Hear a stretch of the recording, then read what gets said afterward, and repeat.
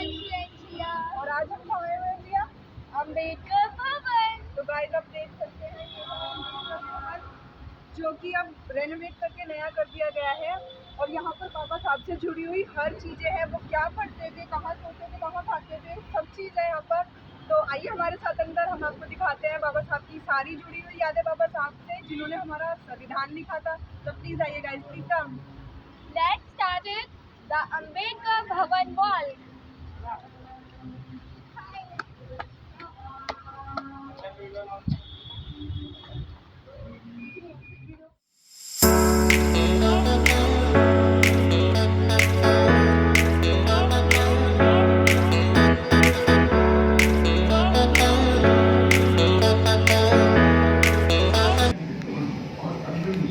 Guys ये है हमारे अम्बेडकर भवन का मौसम भवन गाइड जो कि हमें यहाँ पे बाबा साहब से जुड़ी हर चीज़ बताएंगी।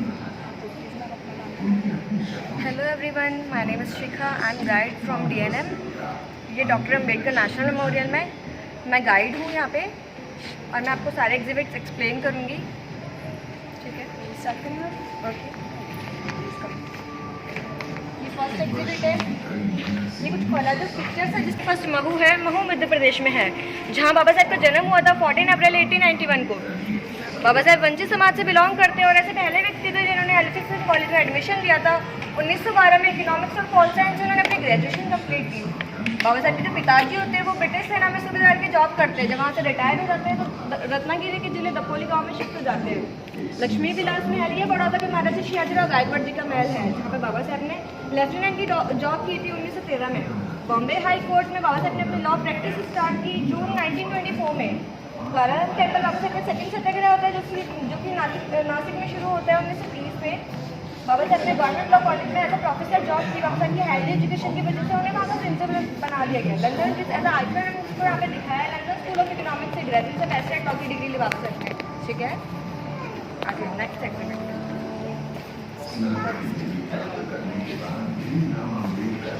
नेक्स्ट एक्टिविटी है मेडिटेशन हॉल। ये हमारी कॉन्स्टिट्यूशन का फर्स्ट पेज है, प्रियम्बल। ये फर्स्ट 26 जनवरी ऐसे मनाया गया था, जो राष्ट्रपति थे वो बग्घे में बैठकर आए गए थे। मॉडर्न इंडिया में ऐसे मनाया जाता है। बाबा साहब महिला शिक्षा पर बहुत जोर दिया करते थे। बाबा साहब चाहते थे जो हमारे देश की महिलाएं हैं शिक्षित हो, अपने अधिकारों को जाने और उसको फॉलो करें। 1942 से 1946 तक जो बाबा साहब 11 स्टेट तो बाबा साहब ने देखा कि हमारी लेबर है वो 14-14 घंटे काम करा करती थी। बाबा साहब ने 8 घंटे वाला कॉन्सेप्ट दिया, जो कि अब तक फॉलो किया जाता है और सभी 8 घंटे काम करते हैं। ये हॉलो वर्क से, इसमें बाबा साहब की रियल पिक्चर्स है राजगृह की और लंदन की। आज महिलाएं हर तक पर आगे है, प्राइवेट सेक्टर हो, गवर्नमेंट सेक्टर हो, आर्मी है, टीचिंग है, हर चीज़ में अग्रणी है। ठीक है, आगे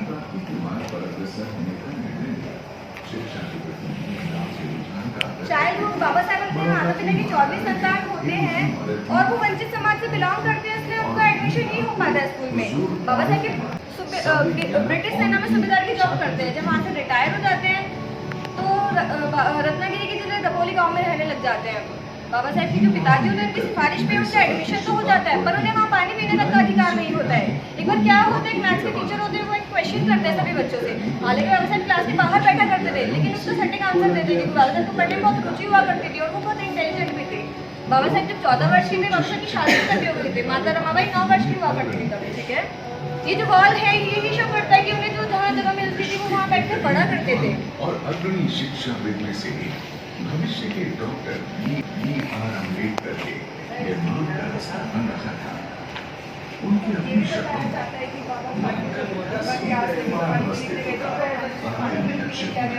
ऊपर से डाला था, तो वो बात बाबा साहब के दिल में बहुत उभर गई थी कि उन्हें ये चीज़ सुधारनी चाहिए कि किसी को पानी भी नहीं पीने दिया जा रहा है। 1960 में उन्होंने अपनी 10वीं पास की। 1909 में उन्होंने अपनी 12वीं पास की। 1912 में इकोनॉमिक्स और पॉल साइंस से उन्होंने अपनी ग्रेजुएशन कंप्लीट की। बाबा साहब के टीचर होते हैं दादाजी केलुस्करी। वो जानते थे कि बाबा साहब की पढ़ने में रुचि है, वो इसीलिए बड़ौदा के महाराजा शियाजीराव गायकवाड़ से सिफारिश करते हैं। ये बच्चा पढ़ना चाहता है, ये कुछ करना चाहता है, तो स्कॉलरशिप दी जाए। बाबा साहब को उस टाइम पे स्कॉलरशिप मिलती है 11.50 पाउंड की। बाबा साहब स्कॉलरशिप लेके कोलंबिया यूनिवर्सिटी आते हैं। वहाँ की लाइब्रेरी में बाबा साहब 18 घंटे पढ़ा करते थे, लाइब्रेरी खुलने के पहले, लाइब्रेरी के बंद होने के बाद तक। जब पहला विषय होता है तो बाबा साहब की जो स्कॉलरशिप होती है वो बाद हो जाती है और बाबा साहब को भारत वापस लौटना पड़ता है। ये बड़ौदा के महाराजा शियाजीराव गायकवाड़ की पढ़ाई के लिए आर्थिक मदद की सिफारिश की। ये बड़ौदा के महाराजा हैं शिवाजीराव गायकवाड़ जी। इसी जब बाबा साहेब भारत को वापस लौटेंगे तो इनके बीच और बाबा साहेब के बीच एग्रीमेंट होता है कि 10 साल की जॉब मिलिट्री अकाउंट ऑफिस में as a PCS officer job करेंगे। ये पूरा यहाँ तक बड़ौदा लिखा हुआ है और बाबा साहेब यहाँ पे as a PCS officer job कर रहे हैं। करने के बाद भीमराव अम्बेडकर अपने दाम as a PCS officer job कर रहे हैं। बाबा साहेब अपने पीएससी पानी मांगते हैं उनको पानी नहीं दिया जाता, फाइल मांगते हैं उनको फाइल नहीं दी जाती क्योंकि बाबा साहेब वंचित समाज से बिलोंग करते थे। बाबा साहेब इसकी शिकायत बड़ौदा के महाराजा शिवाजीराव गायकवाड़ से भी कहते हैं। महाराज कहते हैं कि मैंने आपको इतनी ऊंचे पद पर बिठा के पहले ही क्रांति छेड़ दिया, मैं आपकी हेल्प नहीं कर सकता हूँ। ठीक है, पहले तो आपका इतना था कि इतनी बड़ी पोस्ट पे होने के बावजूद भी उनसे भेदभाव किया जाता था। किया जाता था। और ये पूरा यहाँ तक बड़ौदा शो किया गया है। ये पारसी धर्मशाला है। जब इन्हें पता चलता है कि बाबा साहेब पारसी नहीं है तो बाबा साहेब को धर्मशाला से निकाल दिया जाता है।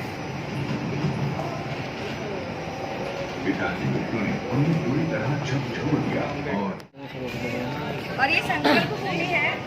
जब बाबा साहेब बड़ौदा रिजाइन कर देते हैं, अपने होम टाउन जा रहे होते हैं मुंबई, बाबा साहब जो ट्रेन होती है कुछ टाइम डिले होती है, पास में एक शिवाजी बाग होता है जहाँ बाबा साहब बर्फ की पेटी से बैठ के चिंतन करते हैं कि मैं इतना पढ़ा लिखा हूँ और इतने ऊँचे पद पर बैठने के बाद मुझे कोई अपॉर्चुनिटी नहीं मिल रही है तो क्या फायदा ऐसे पद पर बैठने का। बाबा साहब का जो टर्निंग पॉइंट है वो ऐसे स्टार्ट होता है।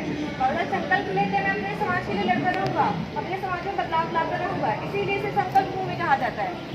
यानी जब से बाबा साहब ये करना स्टार्ट किया कि जहाँ से दलित समाज के लिए बाबा साहब ने कुछ किया, आगे बढ़े, अपने समाज के लिए समाज के लिए संघर्ष किया।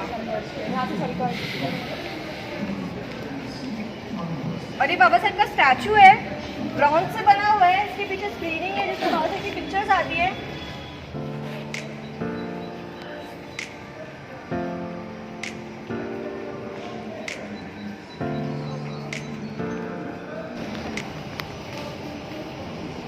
प्लेस है बाबा साहब से रिलेटेड। जो सैमन कमीशन है, जो 1928 में सैमन कमीशन भारत आया तो सबने उसका बाइकआउट किया, काले झंडे लेके सैमन को बैठ के नारे लगाए।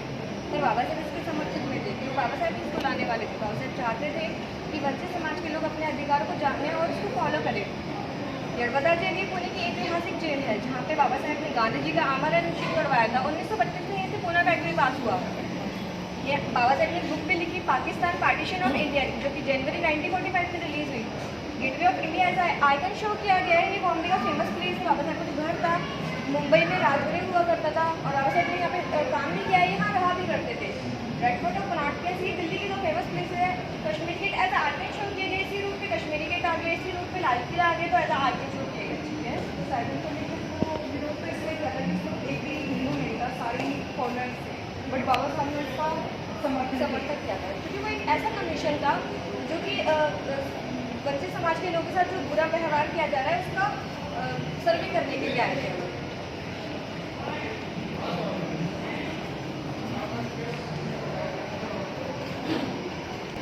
बाबा साहब को असाधारण अर्थशास्त्री माना गया है। Extraordinary economics. बाबा साहब ऐसे पहले भारतीय होते हैं जिन्होंने डबल डॉक्टरेट की डिग्री ली थी। बाबा साहब ने कोलंबिया से अपनी पोस्ट ग्रेजुएशन कंप्लीट की, लंदन स्कूल ऑफ इकोनॉमिक्स से ग्रेजुएट से बैचलर लॉ की डिग्री। ये जोगिंदर नाथ मंडल हैं जिन्होंने बाबा साहब को वेस्ट बंगाल से हटा के फर्स्ट लॉ मिनिस्टर बनाया था। ठीक है, सब बाबा साहब के सपोर्टर्स हैं, इनके संघर्ष में इनके साथ हैं।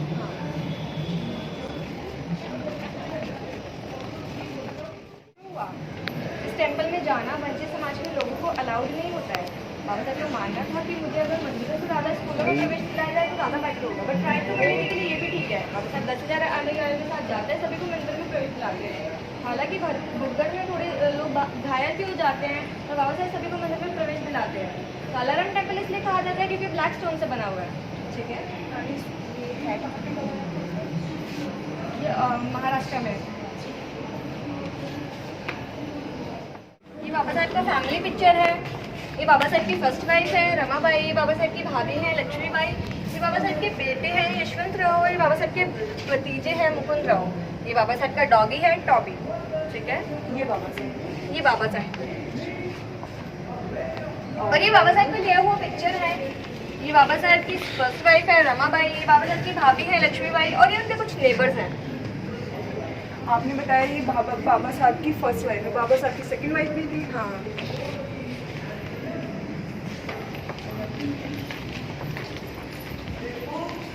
बाबा साहब की फर्स्ट वाइफ है रमाबाई। ये कुपोषण का शिकार हो जाते हैं, क्योंकि बाबा साहब को पढ़ाने के लिए काम क्या करती थी, जब वो कुपोषण का शिकार हो जाती है और उनकी डेथ हो जाती है 27 मई 1935 में। जब बाबा साहब को ये पता चलता है तो बाबा साहब बहुत ज़्यादा डिप्रेस हो जाते हैं और अपने आप को आइसोलेट कर लेते हैं। जब बाबा साहब बाहर निकलते हैं तो कुछ ऐसे कपड़ों में निकलते हैं, तो उन्हें बाबा कह के पुकारते हैं और महाराष्ट्र में अपने हस्बैंड को साहिब कह के बुलाते हैं, इसीलिए बाबा साहब को बाबा साहब कहा जाता है। साहिब बुलाते हैं, इसलिए साहिब और इनकी इस वाली वेशभूषा के कारण उन्हें बाबा बुलाया जाता है, इसलिए बाबा से इसका बाबा। वो एक्चुअली उनको डॉक्टर ने कहा कि वो सब पहनने के लिए। कुछ बीमारी हुई है।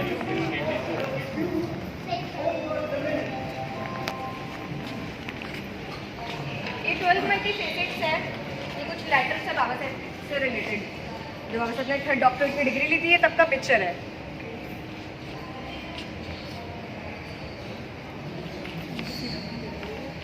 बाबा साहब को असाधारण अर्थशास्त्री माना गया। बाबा साहब को असाधारण अर्थशास्त्री माना गया है। एक्स्ट्राऑर्डिनरी इकोनॉमिक्स बाबा साहब की थीसिस होती है the problem of rupees it's organ and solution, जिसके बाद भारत का सबसे बड़ा बैंक रिलीज होता है भारतीय रिजर्व बैंक। बाबा साहब के पास एक एक्स्ट्रा चार्जेस भी था वाटर रिसोर्सेज और बांध परियोजनाओं का। बाबा साहब ने वंचित समाज के लोगों को जागरूक करने के लिए 4 अखबार निकाले थे, जनता, समता, बहिष्कृत भारत और मूक नायक। ये बाबा साहब के द्वारा पब्लिश किए हुए न्यूज़। हाँ,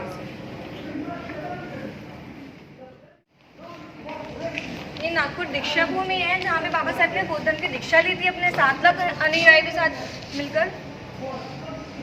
जिस टाइम बाबा साहब ने अपना धर्म परिवर्तन किया था, बौद्ध धर्म को अपनाया। जब भारत स्वतंत्र होता है तो बाबा साहब प्रथम कानून मंत्री के पद पर आते हैं, तब का पिक्चर है।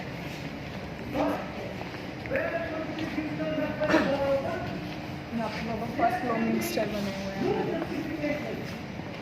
ये फर्स्ट मीटिंग हुई थी जब हमारा कॉन्स्टिट्यूशन बन रहा था 9/7/1946 की। आज प्रारूप समिति।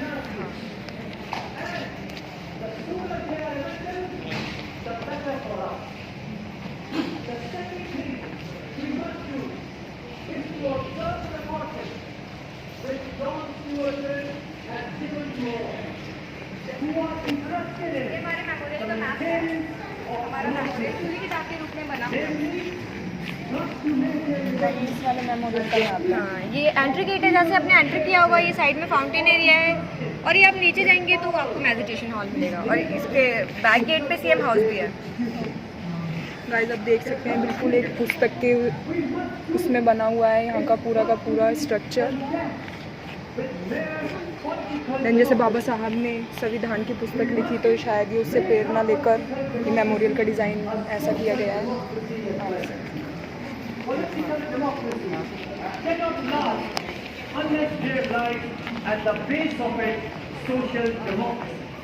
जब भारत स्वतंत्र होता है तो बाबा साहब प्रथम कानून मंत्री के पद पर आते हैं। बाबा साहब महिलाओं के अधिकारों को लेकर वोट कोड बिल लेकर आते हैं। जब वो पास नहीं होते तो बाबा साहब कानून मंत्री के पद से रिजाइन कर देते हैं।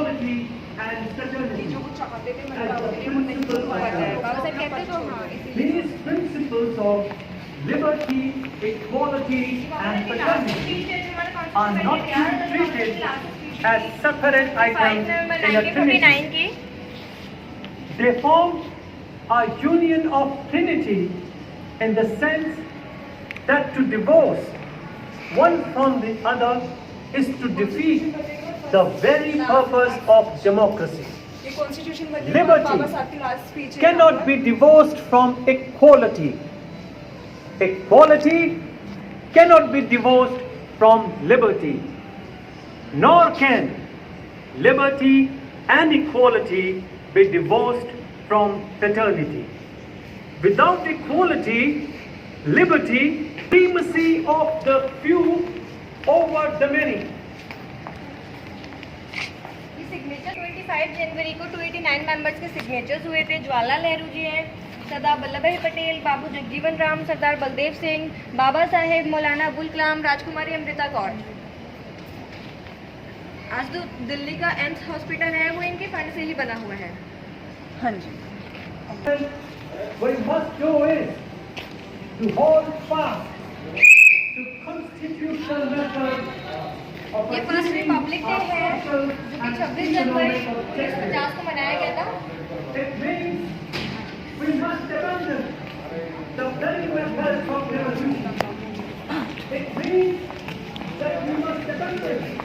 ये बाबा साहब को 50वां जन्मदिन है ऐसे मनाया गया था। जब बाबा साहब ने हिंदू कोर्ट बिल से डिजाइन किया था तो बाबा साहब की फॉलोअर्स हुआ करती थी, तो हिंदू कोर्ट बिल की उनके साथ पिक्चर है बाबा साहब की।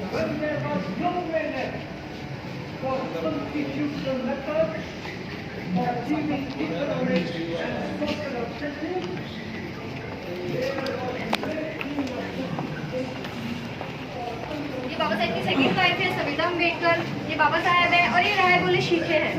ये बाबा साहब से पूछते हैं कि बाबा साहब मैं कहाँ बैठूँ, बाबा साहब फनी मूड में होते हैं, इनको कहते थे कि आप मेरी गोदी में बैठ जाइए, और बाबा साहब के जो फॉलोवर्स होते हैं पिक्चर क्लिक कर देते हैं।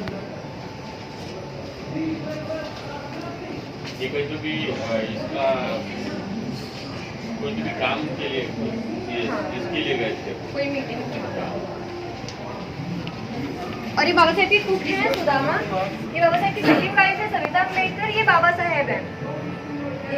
इनकी जब ये पैदा होते हैं तो इनकी माता की डेथ हो जाती है, तो इसीलिए इनके पिताजी इनको बाबा साहब को सौंपे जाते हैं। कहते हैं कि बाबा साहब आप ही इनका पालन पोषण करें। बाबा साहब इनको पाल पोष के बड़ा करते हैं और इनको पढ़ाने की बहुत कोशिश करते हैं, पर इनकी पढ़ने में रुचि नहीं होती, पर ये खाना बहुत अच्छा बनाते हैं, तो इसीलिए ऐसा कुक रख लेते हैं इनको।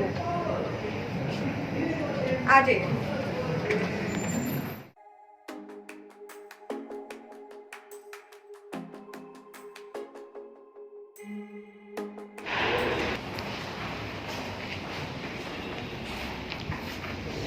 ये कॉन्स्टिट्यूशन असेंबली के 289 मेंबर्स हैं और ये हमारा फर्स्ट कैबिनेट है जिसे मिली जुली सरकार भी कहा जाता है। बाबा साहब मुस्लिम लीग से दिखकर आए थे, बाकी सब कांग्रेस से थे। क्वेश्चन ये आता है कि बाबा साहब को ही क्यों संविधान लिखने के लिए क्यों चुना गया था, क्योंकि जवाहरलाल नेहरू जी और कुछ कांग्रेस के नेता चाहते थे कि जो बाहर के एक्सपर्ट्स हैं वो हमारे संविधान को लिखे। तो ब्रिटेन के एक्सपर्ट आए होते हैं जॉन एवलिन, तो जवाहरलाल नेहरू जी उनके पास अपने पीए को भेजते हैं, उनसे पूछा जाता है कि वो हमारे संविधान को लिखने का क्या पे लेंगे। वो कहते हैं कि आपके देश में इतने बड़े कोहिनूर के होते हुए आप मुझसे संविधान क्यों लिखवाना चाहते हैं, इसीलिए ही बाबा साहब से संविधान लिखवाया जाता है। ये ड्राफ्टिंग कमेटी के चेयरमैन है इसमें बाबा साहब, और ये कुछ मेंबर्स होते हैं जिन्होंने संविधान में सहयोग दिया था। कुछ चले जाते हैं, किसी की डेथ हो जाती है। हालांकि बाबा साहब भी डायबिटीज के पेशेंट थे, फिर भी बाबा साहब ने अपना काम पूरी तरह से निभाया था। और ये कुछ मेंबर्स हुआ करते थे जो चले गए थे या किसी की डेथ हो जाती है। ये फर्स्ट मीटिंग हुई थी हमारे कॉन्स्टिट्यूशन जब बना था 1946 की, और ये हमारी कॉन्स्टिट्यूशन का कॉपी है, रेप्लिका है। जो रियल है वो पार्लियामेंट सेंट्रल हॉल में है। उन हाउस वाली बुक को बताते हैं कि गैस में रखा हुआ है, हाँ। अभी भी कवर करके। हाँ, हीलियम के बॉक्स में रखा हुआ है, हीलियम बॉक्स में रखा हुआ है।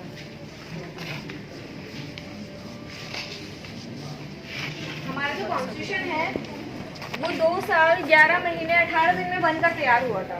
ये जॉइंट सेक्रेटरी है SN मुखर्जी, ये बाबा साहब है, ये एकमात्र मुस्लिम लेडी एजाज रसूल बेगम है, और ये आचार्य नंदलाल बोस हैं, ये प्रेम बिहारी नारायण रायजादा जी हैं। जब हमारा संविधान बनकर तैयार हो जाता है तो सोचा जाता है आर्ट वर्क और कैलीग्राफी करवाई जाए जिससे कि संविधान दिखने में अच्छा लगे। तो प्रेम बिहारी नारायण रायजादा जी को अपॉइंट किया जाता है। इनसे पूछा जाता है कि हमारे संविधान को लिखने का क्या पे लेंगे। ये कहते हैं कि मेरे पास सब कुछ है, मुझे कुछ पे नहीं चाहिए, मैं कॉन्स्टिट्यूशन के हर पेज पे अपना नाम लिखूंगा, और जब बनकर तैयार हो जाएगा तो उसके लास्ट पेज पे मैं अपने दादाजी का नाम लिखूंगा, क्योंकि ये जो आर्ट है मुझे उनकी दी हुई है। और ये जो राइटिंग देख रही है इनकी रियल राइटिंग हुआ करती थी उस टाइम पे। इन्होंने इसी राइटिंग में हमारा संविधान लिखा है, जो कि आज के टाइम पे MS वर्ड में इटैलिक फॉर्म में आती है। बिहारी जी का बताते हैं इन्होंने हमारा कॉन्स्टिट्यूशन इंग्लिश में लिखा था। ये जो आर्ट वर्क देख रहे हैं इन्होंने और इनके स्टूडेंट्स ने मिलकर की थी, और ये जो राइटिंग देती है MS वर्ड में इटैलिक फॉर्म में आती है, जो कि इनकी रियल राइटिंग हुआ करती थी। इन्होंने इसी राइटिंग में हमारा संविधान लिखा है बिना किसी गलती के 6 महीने में। 251 पेजेस का यूज़ किया और 432 लिप्स का यूज़ किया, और ये दिल्ली के सेंट स्टीफन कॉलेज के स्टूडेंट भी रह चुके हैं। ये हमारे कॉन्स्टिट्यूशन का कवर है, और ये हमारी कॉन्स्टिट्यूशन का प्रेम्बल है, प्रस्तावना, हिंदी और इंग्लिश में। और ये हमारा संविधान है जो कि 22 भागों में बटा हुआ है, जो कि 5000 वर्षों तक का संविधान दर्शाता है।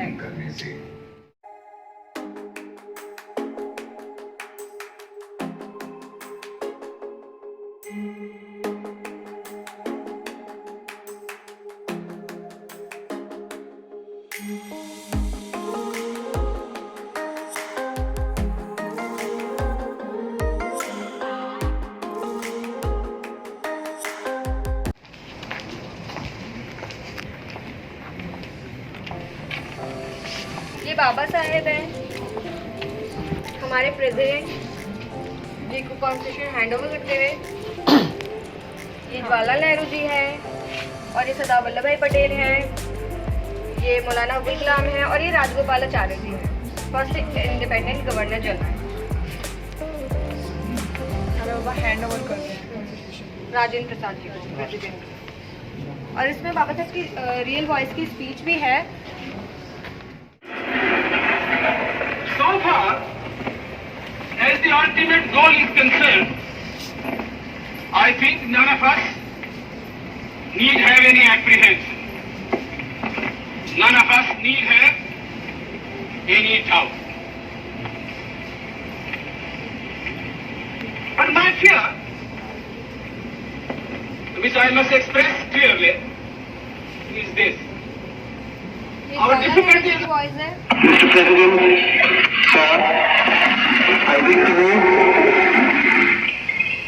this Constituent Assembly declares its firm and solemn resolve to और ये protect होगा You carry on with the hard work ahead. I want every Indian citizen to know. The United States of America will not simply be cheering you on from Baba the साहब की कुछ real pictures भी दी हुई है। Obama ने वो बाबा साहब के लिए कुछ तो भी बोला था। वो मैं आपको आगे एक्सप्लेन करूँगी। इसमें कुछ क्विज भी दी हुई है, जिसके क्वेश्चन भी हैं और आंसर्स भी इसी में दिए हुए हैं। इसमें इतनी नॉलेज है कि एक थीसिस बन के तैयार हो सकती है। ठीक है, आगे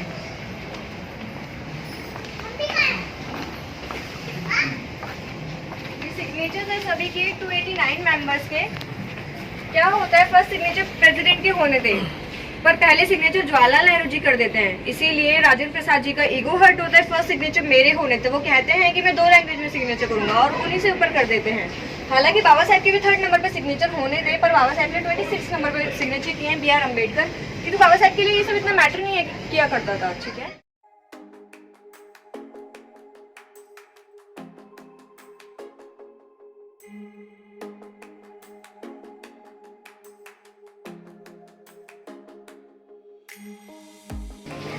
स्वतंत्रता बंधुत्व की प्रेरणा की धम्म से थी। और ये नागपुर दीक्षा भूमि है, जहाँ बाबा साहब ने बुद्ध की दीक्षा ली थी 60 लाख अनुयायियों के साथ मिलकर। ये सबसे बड़ा धर्म परिवर्तन किया था बाबा साहब ने अपने सेकंड वाइफ सविता अम्बेडकर के साथ मिलकर। बाबा साहब ने सभी 7 लाख अनुयायियों से पूछा कि आप सभी बुद्ध की दीक्षा लेना चाहते हैं, और सभी ने हाँ कहा, और बाबा साहब ने सभी को अपने हाथों से बुद्ध की दीक्षा दी है।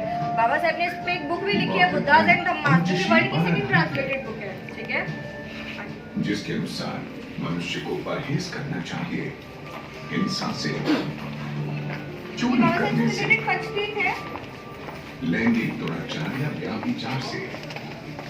ये बाबा साहब से रिलेटेड पंचतीर्थ है, और ये नागपुर दीक्षा भूमि है, जहाँ बाबा साहब ने बुद्ध की दीक्षा ली थी। ये जन्मभूमि है, जिसे अम्बेडकर नगर के नाम से जाना जाता है। और ये चैत्य भूमि है, जहाँ पे बाबा साहब का अंतिम संस्कार हुआ था, मुंबई।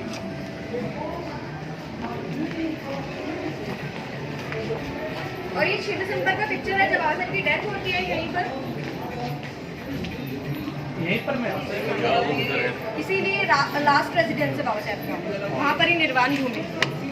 और यहाँ से बाबा साहब को मुंबई ले जाया गया है, चैत्य भूमि। आप लोग देख सकते हो, उस टाइम में मीडिया अवेलेबल नहीं हुआ करती थी, हालांकि फिर भी कितनी पब्लिक है। ये बाबा साहब के प्रति लोगों की लोकप्रियता को दर्शाता है कि बाबा साहब सबके बीच में कितने ज़्यादा लोकप्रिय थे। देखिए बाबा साहब की फोटो है, हाँ लास्ट फोटो। और ये कहा जाता है कि बाबा साहब का BR अम्बेडकर जो नाम पड़ा था, वो उनके एक टीचर के ऊपर पड़ा था, जिन्होंने उनको पढ़ने के लिए सपोर्ट किया था। PhD होल्डर, इसलिए बाबा साहब का नाम डॉक्टर था। क्योंकि जो अम्बेडकर बाबा के नाम के ऊपर लगता है, वो उनके टीचर से उनको सरनेम मिला हुआ है। सरनेम टीचर से भी मिला हुआ है, और बाबा साहब की जो डिग्री थी उसके थ्रू बाबा साहब के डॉक्टर मिला था। ये बाबा साहब की सेकंड वाइफ है सविता अम्बेडकर की। इनको 1990 में भारत रत्न से सम्मानित किया गया था।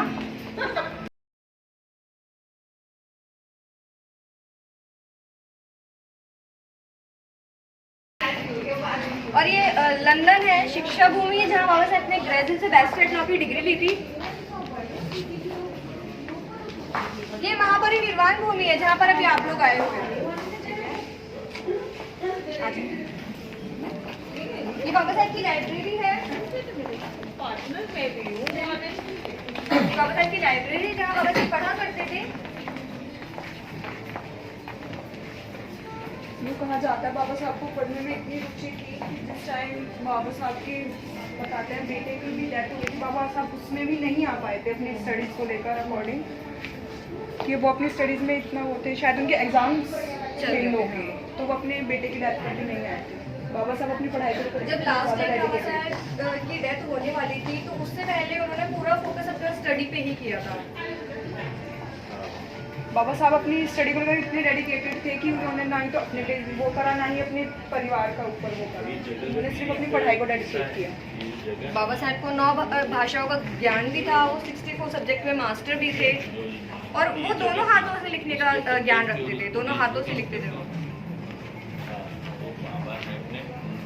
ये बाबा साहब का बुद्धा स्टैचू है, ये बाबा साहब के टाइम का है। बाबा साहब के टाइम हाँ, और ऐसा भी कहा जाता है कि जब महात्मा गांधी जी की डेथ होती है तो उनके शोक में पूरे 2 घंटे उन्होंने वायलिन बजाया था, क्योंकि उनको ऐसा लगता था कहीं ये मेरे फॉलोवर द्वारा तो नहीं किया गया।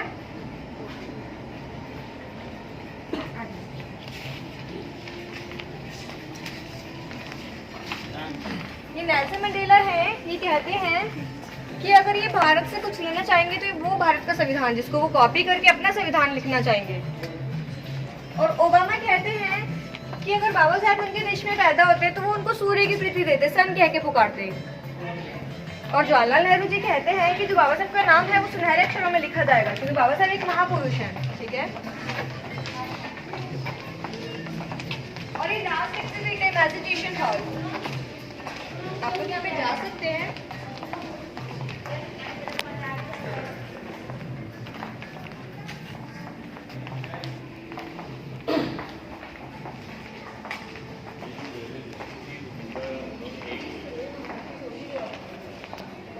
गाइस ये है मेडिटेशन हॉल जहाँ पर ज़्यादा आवाज़ करना है मना। सामने है बुद्धा जी का स्टैचू, देन आप देख सकते हैं इसकी बनावटें कितना सुंदर बना हुआ है।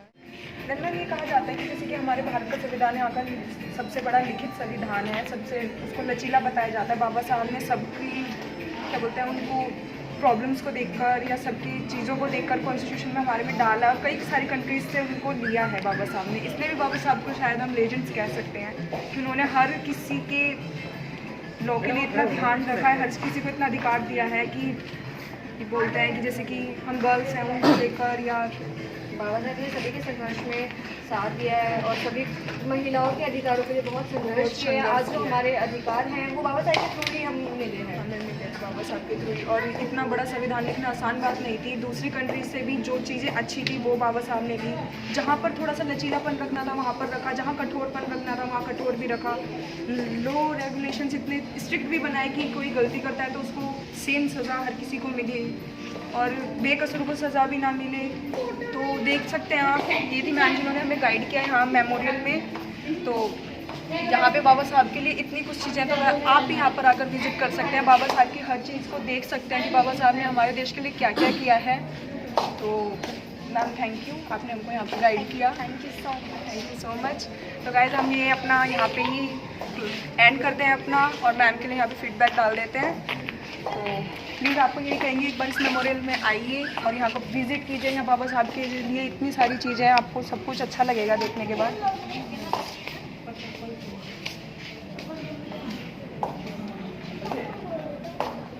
गाइस यहाँ पे कैंटीन भी अवेलेबल है, आप कैंटीन